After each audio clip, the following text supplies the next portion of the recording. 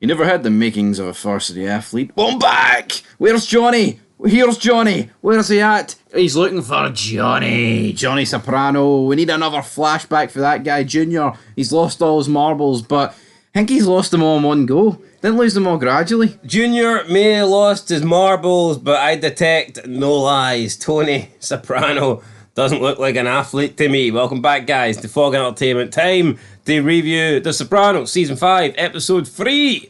This one is called Johnny.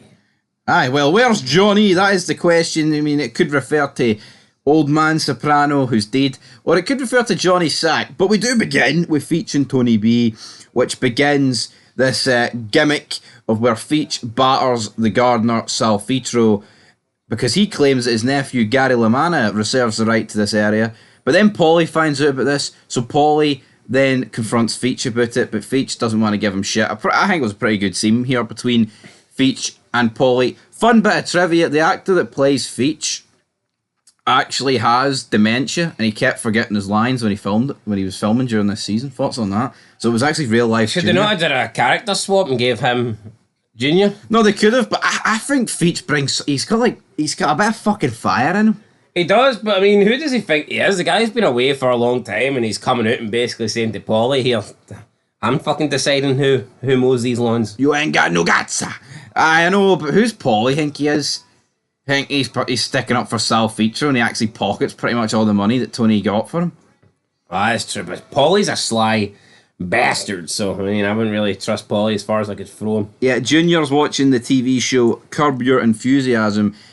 He confuses the characters with himself. He thinks the guy is Bobby, and he thinks the other guy's him. He's like, what the hell? Why am I on television? What's going on? Junior losing all his marbles. I mean, they've planted a few seeds about this, but it came fully out here. The forest is up in this episode, but we're moving to New York, obviously, with the funeral of little Carmine. Oh no, Big Daddy Carmine, whatever you want to call him. Everyone wants the top spot in New York. You've got Carmine who wants it, you've got Lorraine Calazzo who wants it, and you've got Johnny Sack who wants it. For me, it should only really be between Johnny Sack and Little Carmine. Because Big Carmine didn't offer an heir, that's why the problem is here. But we've literally seen this Lorraine character come out of nowhere, and Big Phil Leotardo walks in, she's like, nice weather. He's like, how's this humidity? He just fucking slaps the face clean off her. I like this. Yeah, who the fuck is she? Like, I mean, why is she just all of a sudden appearing and we're supposed to believe that she could be the head of New York? I'm not really buying that. I actually thought it was incredibly disrespectful of Tony to think there could be a power sharing. So you don't think the freeway power well, I think works, no? I think a two-way between Little Carmine and John could work. What has Lorraine done to warrant a third of the pie? Would Carmine have been less furious about that? Maybe. No, I can definitely see why Johnny Sack's extremely pissed at this. So you think, yeah, Johnny Sacks, that's what I meant, sorry. So you think if it was a two-way split, he'd feel like maybe that was more deserving, whereas the three-way split, he's just not accepting it, he's not buying it? Maybe, but when Tony and Junior are here, like, Angelo, the guy who used to be Big Carmine's consigliere, he went in jail though, he stresses he's semi-retired, doesn't actually want the role of the New York leadership. He says he just wants to retire and enjoy his grandchildren.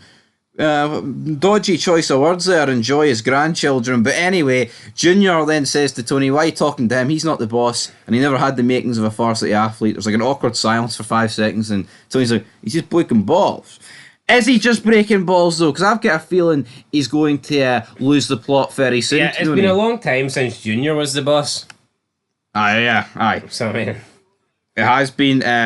Artie Bucco is in his restaurant. Tony tries to mend fences with him. He says, right, Artie, you've been put out of your house. See, instead of sitting in that motel, why don't you come over to my mother's house and we can bunk together? Artie eventually agrees, but then... Artie and Tony living in the same apartment, what could go wrong? What could go wrong? We then have a dinner scene. We've got all the Sopranos together, apart from Carmela, and I think Meadow wasn't there, but it's like they whip out what's Barbara Soprano, Tony's youngest sister, for this scene. Where's she have been, by the way? It's like her first appearance in what, season 1, season 2? Yeah, start of season 2, I think. Or maybe maybe Olivia's funeral, actually, I guess, right? Was it necessary to have her? Why does Janice get like a prominent role, yet she's essentially like a background character who literally makes 1 or 2 appearances? Who knows, but Junior points out that Tony never had the makings of a varsity athlete. Tony takes offence to this. He says, I'm the boss of this family. Better not say that again. So Junior said, no, I'm not the boss of this family. But then Barbara's husband comes in. He starts talking about NFL season tickets. And because of this talk about the NFL and draft picks, this makes Junior to make the comment again. He never had the makings of a varsity. And Tony fucking... Oh, would you fucking stop? Would you stop? He's like, get your coat, AJ. I didn't have a coat. Oh, come on! AJ's a simpleton, isn't he? Like, he's a fucking Mongol. Grab your coat. I didn't bring one, Dad. Who gives a fuck? Let's get out of here. And that's it. Tony has spat the dummy. As far as Junior's concerned, he's dead to Tony. Yeah, I mean, you see Janice and Bobby come over to Tony's house, well, his mum's house, and Artie walks in with, like, takeaway, and basically gets told to fuck off, even though Tony did say to him it'd be like a 50-50 partnership if you moved in. Oh, it wasn't Tony that told me fuck off, to be fair. It wasn't, to be fair, but... Then he gets a black eye, he should have just went away. Junior's missing, right? And Tony's that fucking petty, he's like, I don't give a fuck, he can go die. All because he said he doesn't have the makings of a varsity athlete. Yeah, I mean, it was like 25 years ago, Tony. Let it fucking slide, son. He's referring to something when Tony was in high school.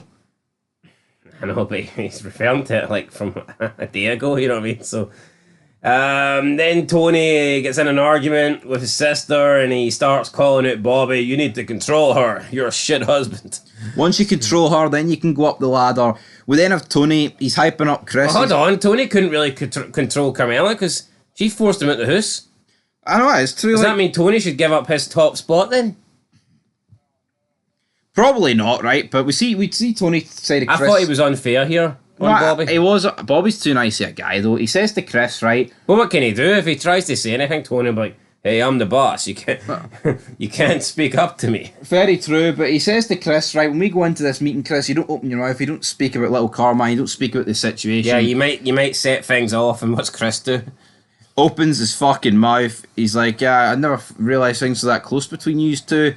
You know, why can't you work us out, Share?"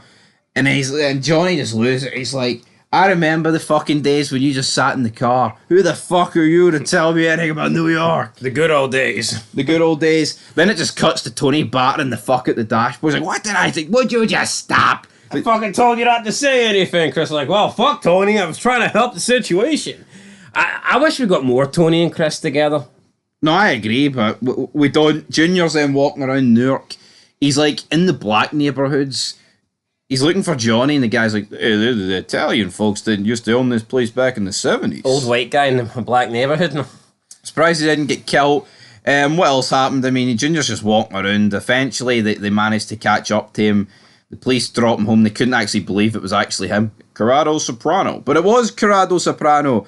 Tony then runs into his doctor, and he's like, he's fucking dead to me. But then he realises that, it's actually due to the side effect. And he gives him a second chance. He gives him a second chance, and he's like, don't you love me? It's like, how fucking petty are you, Tony? Like, I'm not saying Junior doesn't love him, right? He doesn't actually confirm he loves him, by the way, but, like, is it not a bit pathetic that Tony needs this, like, reassurance from the guy? Just because he questions his ability as an athlete for 25 years ago? Yeah, I mean, I think this was pathetic, but you know what? That's pretty much where the episode ends, as they both kind of, like, tear up. I think he does love him, but it ends like that. A funny episode, but I just feel... I like the fact this New York beef's going, though. Yeah, I'm going to get a 7 out of 10. I thought it was a pretty good episode. I'm going to give it a 7 out of 10. Where's Johnny? Where do you see the future going? Who do you think the crown will go to in New York? And what do you think will happen with Junior? I think Johnny Sack should get it. Johnny Sack should get it. What do you think will happen to Junior, though? Retirement home, maybe? Deed? I don't know. Knowing the Sopranos, I could see him... like waking up one day, not knowing where he is, and falling down the stairs and breaking his neck.